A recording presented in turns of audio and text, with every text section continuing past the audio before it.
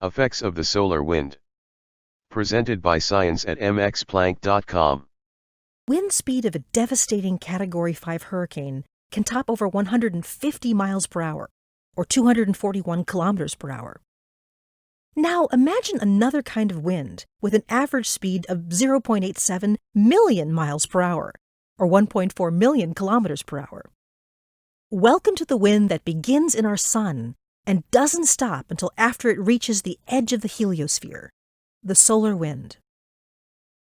The corona is the sun's inner atmosphere, the brightness that can be seen surrounding an eclipsed sun, and home to the continually expanding solar wind. Right now, the Parker Solar Probe, a NASA mission launched in 2018, is orbiting the sun and will get as close as 3.83 million miles, or 6.16 million kilometers, of the sun's surface. Parker is gathering new data about the solar particles and magnetic fields that comprise the solar wind. More specifically, two of its main goals are to examine the energy that heats the corona and speeds up the solar wind, and determine the structure of the wind's magnetic fields. While many theories describe the solar wind's history, this is what we do know.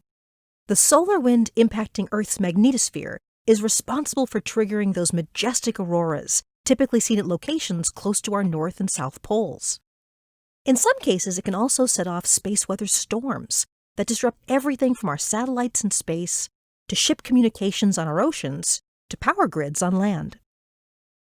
Nikki Fox is the Division Director for Heliophysics at NASA headquarters. She explains in more detail how the solar wind disrupts our magnetosphere. As the wind flows toward Earth, it carries with it the sun's magnetic field. It moves very fast, then smacks right into Earth's magnetic field.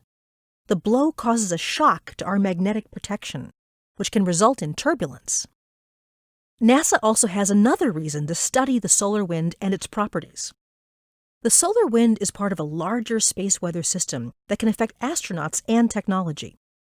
As Fox notes, we not only have to ensure our astronauts are protected from the harmful effects of radiation, we have to protect our equipment too.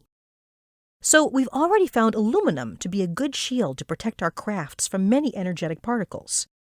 But there are also faster particles that travel at 80% of the speed of light, which can cause havoc with parts of a spacecraft. They can smash into and damage solar panels, disrupt electronics, or affect electric currents that flow along power grids. So we're currently conducting tests with small pieces of technology to study how well they can survive in intense radiation areas. Knowing more about the effects of the solar wind is not only important to those of us who live on Earth, it will be critical to know how to mitigate its effects once our astronauts travel back to the moon and beyond for extended periods of time. Fox concludes, "My feeling is, if the sun sneezes, Earth catches a cold, because we always feel the impact of what happens on the sun thanks to the solar wind." For more information on ScienceCasts, stay tuned to Science at MXPlank.com.